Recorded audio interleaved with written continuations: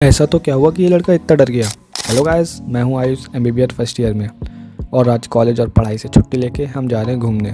तो हम टैक्सी में बैठ के जा रहे हैं एक अम्यूज़मेंट पार्क। टैक्सी में बैठने के बाद मेरी नज़र सिर्फ और सिर्फ टैक्सी के मीटर पे ही रहती है, क्योंकि हम पे पैसों का बहुत अभाव है।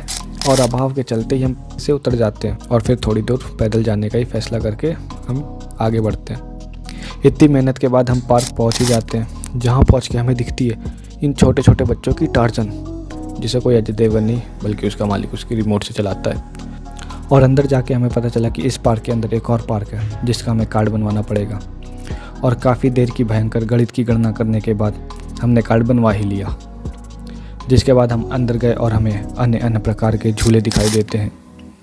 और अंदर जाने के बाद हम निर्णय करते कि हम इस मकड़े के पैरों पे लटक के, और जैसे ही हम ऊपर गए, ऊपर जाते ही हमें दुनिया छोटी लगने लगी।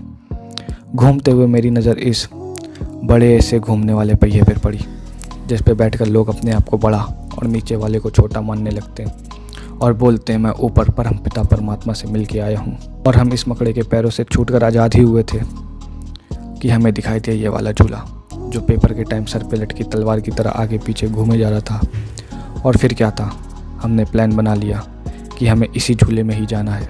लेकिन मेरा ये दोस्त झूले को देख के इतना डर गया कि हॉस्टल वापस जाने की जिद पे अड़ गया। और काफ़ी देर की मेहनत मशक्क़त के बाद हमने इसको मना ही लिया इस झूले में बैठने के लिए। और वापस लौटते टाइम हमारे अंदर का सिपाही जाग गया और हमने इस बंदूक से निशाना लगाने की कोशिश की, जो कि नाकामयाब रही, जिसमें सृजन की एक भी गोली निशाने पे नहीं लगी। और अपनी बेइज्जती करवाने के बाद मुझे भी बताने लगा कि निशाना गंदी तरीके से कैसे लगाते हैं, जिसमें से मेरी भी एक भी गोली निशाने पे नहीं लगी।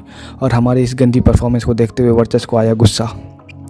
उसने अपनी सफ़ेद टी शर्ट में सरेंडर करने की बजाय बहादुरी से निशाना लगाया और एक दुश्मन को मार गिराया। और एक निशाना लगाने के बाद वो खुद को निशानेबाज समझने लगा था, परंतु दुकान के मालिक हमारी इस गंदी परफॉर्मेंस को देख रहा था और हमसे बंदूक छीन ली। इतना सब होने के बाद हम हॉस्टल